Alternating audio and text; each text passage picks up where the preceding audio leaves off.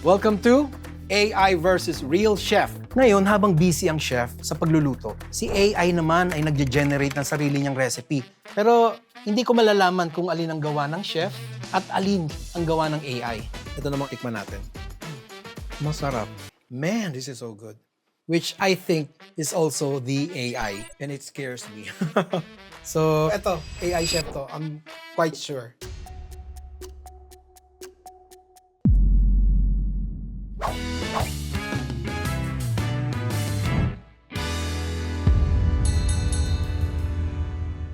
Magandang araw sa inyong lahat. Papalapit na ang Pasko.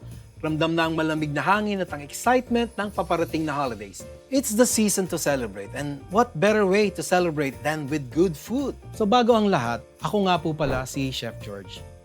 Executive Chef and owner ng Tito George Food Products. Isa akong chef consultant, culinary instructor, at team captain ng Team Pilipinas. Kaya ngayong episode, sisimulan natin ng isang makabagong laban. Welcome to AI versus Real Chef, the ultimate recipe battle. Ang theme natin today, Filipino comfort food, ex-Christmas, and with a twist. Kilalanin natin ang ating human chef. So I am Chef Cheska Bena. So I am a pastry chef that was based in France. And at this point, I have my own pastry chef which is called Monreb Paris. Are you ready na ba? I've been with a lot of competition, pero first time ko talagang magkaroon ng competition na hindi ko nakikita. I really also wanted to know kung ano yung magiging resulta, kung talaga bang matatalo ko yung AI or hindi, di ba?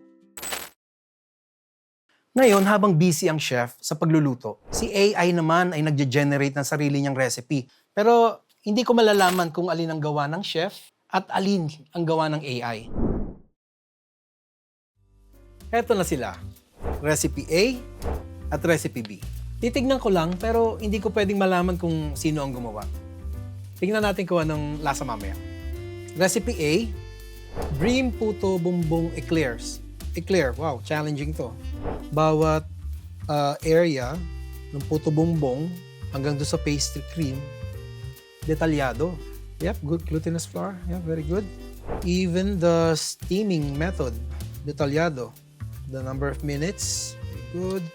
The procedure, wow, for a very simple dish, very detalyado ang pagkakadetalye nila. Tingnan natin yung isa, Recipe B. Bibingka sa alapaap. Wow, ayos to Inspiration, okay. Poetic, okay. Elevated reinterpretation of the traditional Filipino simbang gabi bibingka. Puto bumbong and bibingka, parehas kong dish na paborito, malapit sa puso. Quite challenging kung babasahin niyo yung Recipe A at Recipe B. Halos walang clue. This is an opportunity for me to learn also. Pero i-share ko lang ito mabilis kung paano ko siya i-judge. Creativity, 10 points. Flavor appeal, 20 points. Clarity, 10 points. Plating, 10 points. Overall impression, ganun ko siya i-judge. Based sa binasa ko and also sa experience, parang si Recipe A, yung AI, kasi masyadong detalyado. So, eto na. Ihain na natin ng dish A at dish B. Simulan natin sa plating.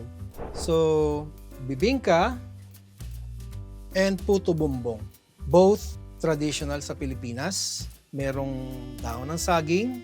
Yes. Okay, so sa plating, I love how both dishes are plated. Medyo na-confuse lang ako sa bibingka. Kasi nasanay akong bibingka, medyo tostado yung ibabaw, tostado yung ilalim. Tignan natin. Can I be honest? Medyo malayo na siya doon sa traditional. Medyo may lasang konting sunog. And I think okay lang yun kasi nag-complementa sa overall lasa nung dish Kaya lang medyo may napakaliit na bitter flavor. Ito namang eclair, tikman natin. Ang ganda ng itsura. So, kung sino may gumawa nito, sorry. Nasira ko ning... Okay.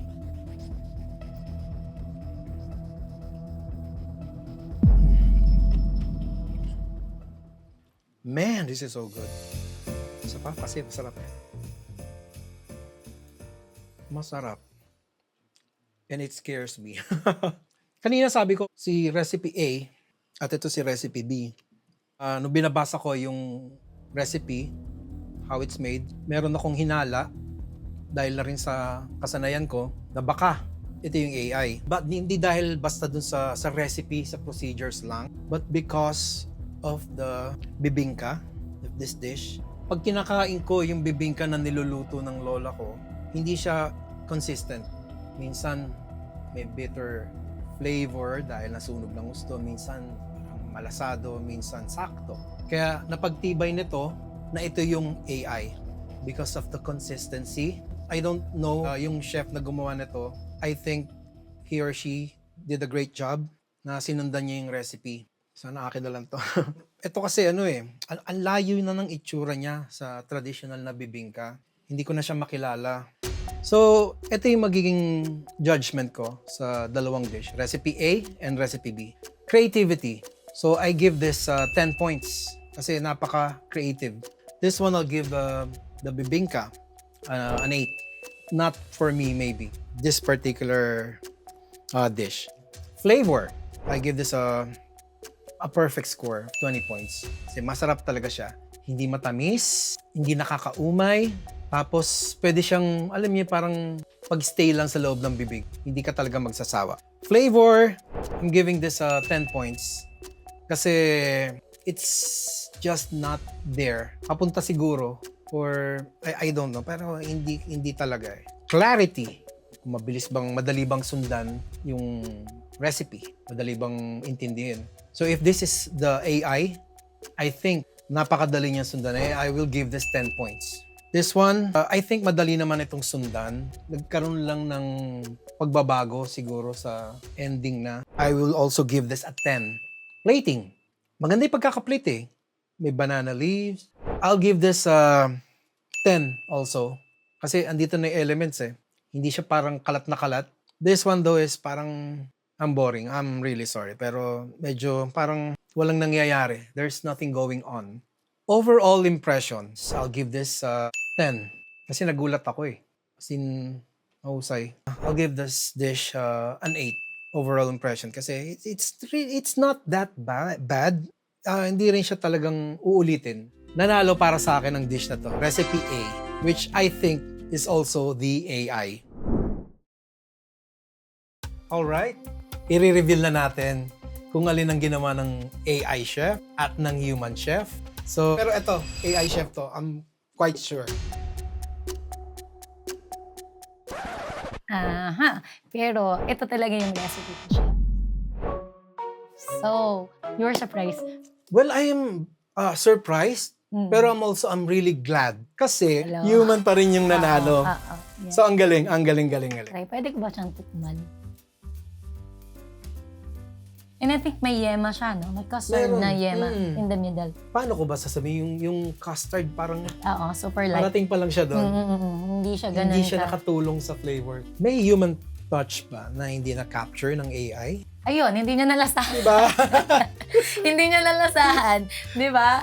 Kasi may pagkasunog nga siya. Oo. Di ba? So, yun yung disadvantage. Recipe lang yung may bibigay niya. But the final touch talaga is yung human siya. Na ito na kasi yung pinag-uusapan ngayon. Or are we afraid na parang magkaroon ng replacement with AI?